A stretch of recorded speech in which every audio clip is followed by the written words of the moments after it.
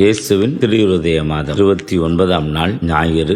வாக்கு. இன்று அகில உலக திருச்சபையின் தூண்கள் என்று அழைக்கப்படுகிற புனித பேதுரு, புனித பவுல் இவர்களது திருநாளை கொண்டாடுகிறது. இவர்கள் இருவரது வாழ்வும் நம் அத்தனை பேருக்கும் நன்றாக தெரியும். அதுல பேதுருவை இப்படித்தான் சொல்லுகிறார்கள்: மிகவும் மென்மையான ஒரு மனிதர், எல்லாவற்றுக்கும் முன் வருகிறவர், திடீரென சொல்லி கோபமடைகிறார், திடீரென சொல்லி அழுகிறார், திடீரென சொல்லி உணர்ச்சி வசப்படுகிறார். இப்படி இருக்கிற அவரை இயேசு ஆண்டவர் தலைமை திருத்தூதராக ஏற்படுத்தி அவரை உறுதியுள்ள அப்போஸ்தலராக திருத்தூதராக மாற்றுகிறார். இன்னொரு பக்கம் பார்க்கிற பொழுது தூய பவுல், இவர் மிகவும் கடினமான மனிதராக தீவிரவாதம் என்கின்ற அந்த ஒரு தீவிரவாதத்தை மத பிடிப்பாளராக யூத மதத்திற்கு அவர் முழுமையாக தன்னையே கையளித்து அதனுடைய பெருமை நிலைத்து நிற்க செய்ய பாடுபடுகிற இவரை இயேசு ஆண்டவர் சந்திக்கிறார். கடினமானவரை அவர் மென்மையானவராக மாற்றுகிற அந்த நிலையை நம்மால் புரிந்து கொள்கிறது. இப்படி தன்னுடைய பணிக்காக தேர்ந்து கொண்ட இருவரது விழாவில நம்முடைய வாழ்விலும் இருக்கிற கடினமானவர்களை கொண்டு வருவோம். அவர் மென்மையாக மாற்றி அவர் குகந்த பணியாளராக நம்மை மாற்றுகிறார். இன்னொரு பக்கம்